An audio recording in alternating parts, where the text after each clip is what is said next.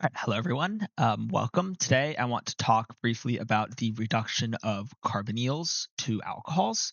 So I'll start with a brief overview and talk about the reagents that we use for these reactions, and then I'll jump into some examples with specific functional groups as the video progresses. So I want to start by directing you to the only thing written on the screen, basically, right, which is this sort of overview I've drawn. So you start with a carbonyl, which is shown on the left, and then you do a reduction reaction and you get an alcohol. And so that's the key transformation here, right? We are going from a carbonyl, right? So this CO double bond here, and we are transforming it into an alcohol like this, right? And in doing so, we are also adding another hydrogen atom to the carbon that is the sort of base of this transformation here. So that's the main idea, right? We're going from carbonyl, CO double bond, to alcohol, CO single bond, and then an alcohol consists of, of a hydroxy group, which has this OH bond here. And so now that we have sort of the base idea down, I want to talk about the reagents that we use for this. And so the reagents that we use are typically labeled as what we call metal hydrides, like this. And so I want to direct your attention to the word hydride. So hydride is H minus, right? So it's hydrogen with two lone pairs. So this is in contrast to what you've typically seen in your general chemistry classes, which is H plus, right? So H plus is a proton. It's typically involved in acid-base chemistry as like an acid, right? Whereas H minus is a hydride, is more akin to a base. And in this context specifically, it's going to act as a really great nucleophile. And so there are many sources of hydride. There are many different metal hydrides that exists in the world of organic chemistry, but there are two that you typically work a lot with in your sort of beginner and intermediate organic chemistry classes. And so I want to highlight those here. So the first of those is lithium aluminum hydride. So it's written like LiAlH4, like that. Sometimes people just call it or write it as LAH. Again, it stands for lithium aluminum hydride. And the second is sodium borohydride, like this, NaBH4. So if you look at these two, you should notice a few similarities, right? Like lithium and sodium are both group 1 metals, right? And so they're going to serve as like the cation, if you want to think about it that way. Aluminum and boron are also in the same group of the periodic table, and then you have 4 hydrogens here. So we can draw the Lewis structures for each of these. So again, like I said, lithium, the group 1 metal, exists as the cation, and then you have aluminum with 4 hydrogens attached to it and a negative charge on the aluminum. And for sodium borohydride, it's pretty much the exact same, just with different atoms. So the sodium is positively charged, and then you have 4 hydrogen atoms attached to boron with a negative charge on the boron here.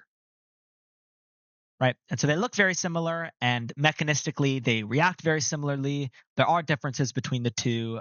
So lithium aluminum hydride is much stronger than sodium borohydride. If you're working with it in a lab, you want to be careful when you're using lithium aluminum hydride because you can start a fire if you're not careful, whereas sodium borohydride is not nearly as reactive. This difference will be more relevant as we get into some specific functional group examples. But when you're drawing the mechanisms with the two, those mechanisms are almost identical, which is great because there's less things that you have to remember. Before we get into specific functional group examples, I want to talk about how the reaction works more generally. And in doing so, I'll highlight a really important aspect of carbonyls that is really important for understanding their reactivity. I think probably the most important thing for understanding carbonyl mechanisms. So if we sort of redraw what we have above right here, I'm going to draw a resonance structure, and I'll do my mechanism arrows in red. So if we draw this resonance structure where we push the electrons from that double bond up to the oxygen atom, whoops, what we get, right, is this. The lines don't connect very well, but hopefully you can see that we have O minus and C plus. If we wanted to go the other way, right, we could draw these back down. And so I'll do that for completeness. But what you'll notice here is that because this resonance structure exists where we can push electrons onto the more electronegative oxygen atom here to get O minus and C plus, there's a partial positive charge that exists on this carbon atom. So if it sounds like I'm speaking a foreign language, that's okay. The main takeaway from this is that this carbon atom here is an electrophile. And I'll write that out a bit better.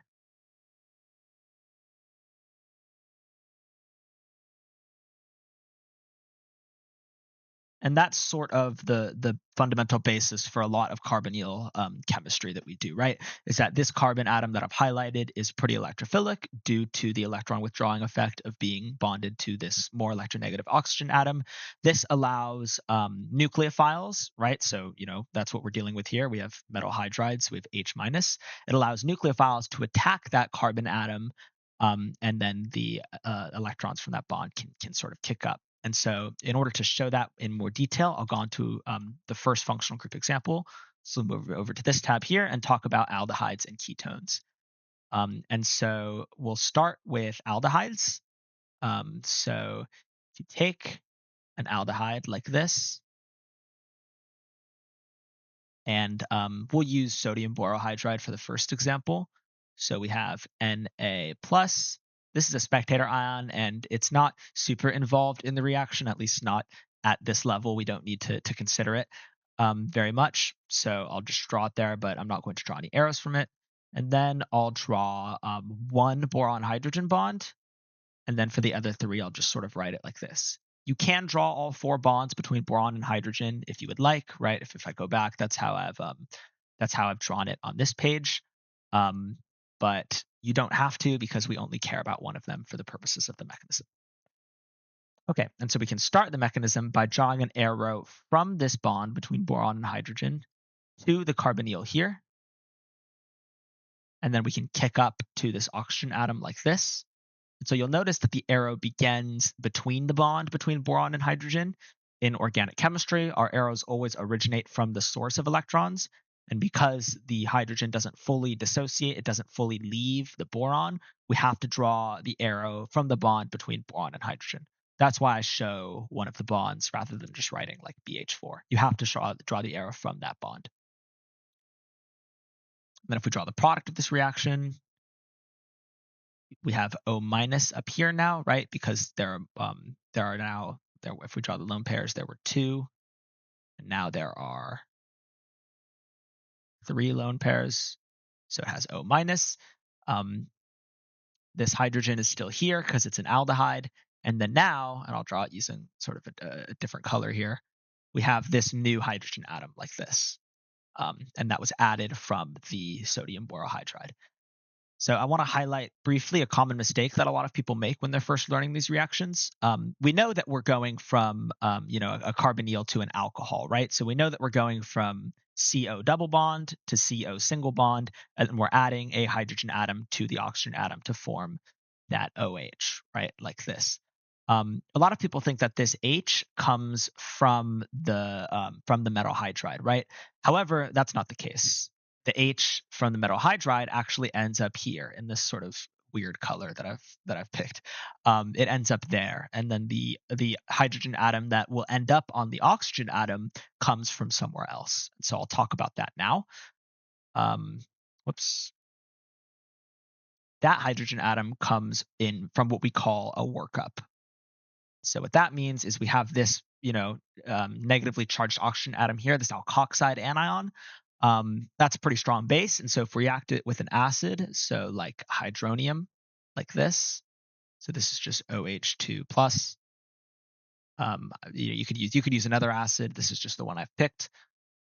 And then we do our arrows for acid-base chemistry like this.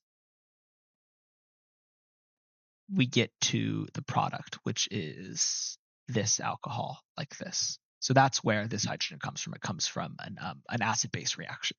And so we get our product, and our product is an alcohol, specifically because it has 2 hydrogen atoms attached to it here, right? There are 2 hydrogen atoms at this carbon.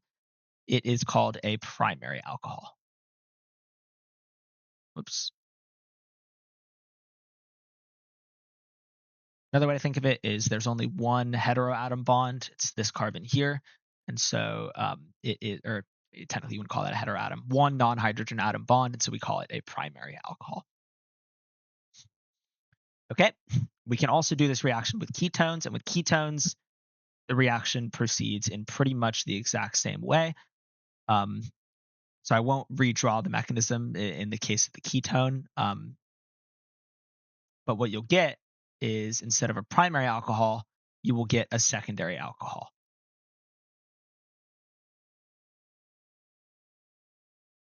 Like this, right? Because now there are two carbon atoms that are bonded to the central carbon atom in the middle. And if you go back to the case of an aldehyde in terms of why primary versus secondary, for an aldehyde, right, we have this hydrogen atom that proceeds, throughout the whole mechanism, which is also bonded in the end, even though I haven't drawn it because it's implicit. Whereas with the, like if you redrew the mechanism here for the ketone, you would have this carbon atom here. And you can't implicitly draw carbon atoms. You have to actually draw them in. And so that's why you get a secondary alcohol. So good thing to remember, aldehydes, reduction of aldehydes gives you primary alcohols, reduction of ketones gives you secondary alcohols. So now we can move on to esters. So esters are a slightly different functional group. You may not have learned it at this point in the class. If not, that's okay, although I'm sure it is something that you will learn eventually. With esters, you have a carbonyl, and then you have it single bonded to this oxygen atom here. And then you have some sort of R group here. And R just stands for any sort of carbon atom. So you might have like OMe, you might have like O-ethyl, you might have, some wonky ring structure like this, right? It doesn't matter. The point is, well, actually, you can't have 3 bonds to oxygen. So you might have, something like this and then a ring at the end, right? Like the idea is that it's just OR, it's bonded to some carbon atom. And so that's called an ester. So if you take an ester and you hit it with sodium borohydride, you get no reaction. Nothing happens. And that's because sodium borohydride, right, like I mentioned earlier, is weaker than lithium aluminum hydride. And so it turns out that it's not actually strong enough to reduce esters. Esters are less reactive than aldehydes and ketones, and so they will only react when you hit them with a stronger reducing agent like lithium aluminum hydride.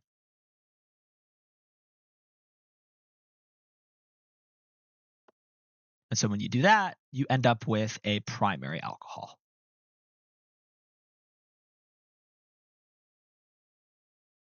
And this might look confusing at first, like, how do we go from a carbon atom with 2 bonds, right? You have one here and then one here, 2 bonds that aren't to the carbonyl, I should say. How do you end up with the primary alcohol, right? Like you lose this OR at some point. And so in order to understand how that takes place, we can go through the mechanism. So I'll draw that just under this reaction here. So if we do, we'll use lithium aluminum hydride, right? So we'll just do Al H3, and then I'll draw 1 bond just like I did for sodium borohydride. And then lithium is just sort of chilling. In reality, lithium coordinates to the carbonyl oxygen atom and helps with the reaction, but that's something that you likely don't need to fully understand for intermediate organic chemistry classes. Okay, so the first step in this mechanism is the same as the previous one with the aldehyde, where you attack between the bond to the base of the carbonyl, and then you kick up that. So that gives you this intermediate. So we have O minus again. The hydrogen was added because it's implicit. Well, I will draw it out. Why not? That was the hydrogen that we added in that sort of funky color. And then we have OR like this. Okay. And now that we're here, the next sort of step that we do, and this is common to a lot of carbonyl mechanisms as well, is you take this negatively charged oxygen atom, you reform the double bond. It might look like we're going backwards, but what this allows us to do is this allows us to eject OR minus as a leaving group. So you lose OR minus. And this might seem a little foreign at first, like we're losing a negatively charged leaving group. That doesn't seem very stable. And you're certainly right. However, there are some factors here that allow this reaction to take place in a more facile manner. And so, one of those that I want to highlight, perhaps most important one, is that we have a lot of lithium aluminum hydride floating around, right? And lithium aluminum hydride has a negative charge, right? And so there's already a lot of negative charges that are sort of floating around in solution. So when you have a solution that's already very negatively charged or already very basic, it's easier for more negative charges to sort of accumulate. And that makes it easier for OR minus to leave. We're already in a sort of basic environment. And so it's allowed to leave in a more facile manner than it otherwise would. Okay, so now we can draw the product. So we reform the carbonyl, and I'll go ahead and once again draw that hydrogen atom that we added before. So now we're at an interesting step. So you should recognize that this functional group that I've drawn here is an aldehyde. So now we've used one equivalent of lithium aluminum hydride and we've gotten to an aldehyde. So now to get to a primary alcohol, all we need to do is use another equivalent of lithium aluminum hydride.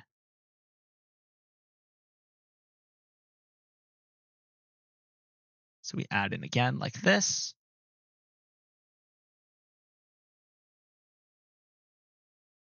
And now we have two hydrogens that we've added.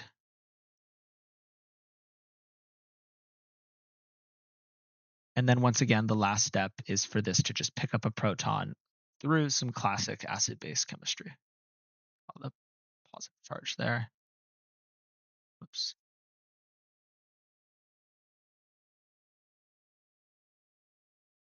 And then we get to the product. So this highlights an important point, and I'm going to write it under the arrow. In order to do these reactions, you need two equivalents of your reducing agent, two equivalents of lithium aluminum hydride. The first equivalent for the initial reaction here, and then the second equivalent for the reduction of the aldehyde there. So I want to pause really quick and highlight something else. A common question a lot of people have at this point is, why can't we just stop at the aldehyde, right? You use one equivalent of lithium aluminum hydride and you get to this point.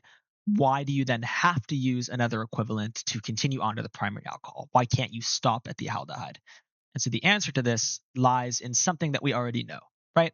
Which is that aldehydes are much more reactive than esters in terms of carbonyl chemistry, right? This carbon atom here is more sterically accessible because it's only bonded to a hydrogen atom.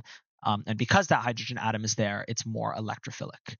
And so if we have, any aldehyde floating around in solution, the lithium aluminum hydride is just going to react with the aldehyde to move it down to the primary alcohol. So you can't stop at the primary you can't stop at the aldehyde when you're doing this reaction. There is an exception to that rule. I won't talk about it at length in this video, but if you're curious, you can look up a different metal hydride reducing reagent called Dibol H. So it's also aluminum based. And if you use Dibol and you do at really cold temperatures, so like minus 78 degrees Celsius, you can actually stop at the aldehyde. But you have to be careful because if you allow the temperature to rise too much, you'll still go all the way to the primary alcohol. Okay. Lastly, I want to talk briefly about carboxylic acids. So the reaction with carboxylic acids is very similar to the reaction with esters, so I won't go over the whole mechanism. But I do want to highlight one difference. So when we have a carboxylic acid, right, you have this OH, this hydroxyl functional group here now. And this hydrogen atom is acidic. And so if you do the reaction with lithium aluminum hydride, you still get a primary alcohol. So again, very similar to an ester. But you have to actually use 3 equivalents of lithium aluminum hydride. And that's because the first equivalent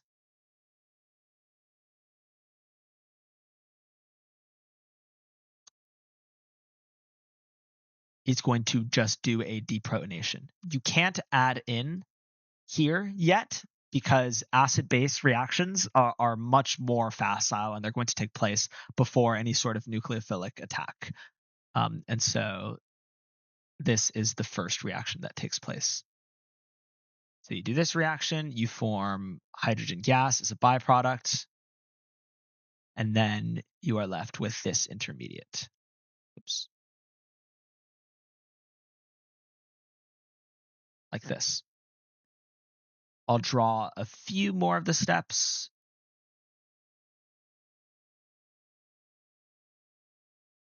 like this. So this is similar to esters as well. You do this sort of attack here. Um, and then I'm going to draw it in sort of a different way. So at this point, you might be thinking, you have two O minuses, but it turns out that this is actually bonded. Whoopsies. Um, sorry about that. It turns out that this is actually bonded to the aluminum. So the aluminum sort of coordinates to this oxygen, which helps it leave. Because the next step, again, is we're going to kick this out like that. And I can draw the hydrogen that was added as well in this step like that. And now we're back at the aldehyde again. And the rest of the mechanism is the exact same as the ester. So slightly different in that you need to use three equivalents because you have to do this initial deprotonation, and then the oxygen atom coordinates to the aluminum coordinates to the oxygen atom to allow it to leave easier. But other than that, it's more or less the same mechanism. So we can draw, the last two steps here. And so there's three uses of lithium aluminum hydride, one here, second here, and then the last in the reduction of the aldehyde to generate the primary alcohol. Like so. Okay, great. I think that just about covers everything. If you have any questions, please don't hesitate to leave a comment. I'll try and answer, as quickly as I can. And yeah, hopefully this helped. Happy studying.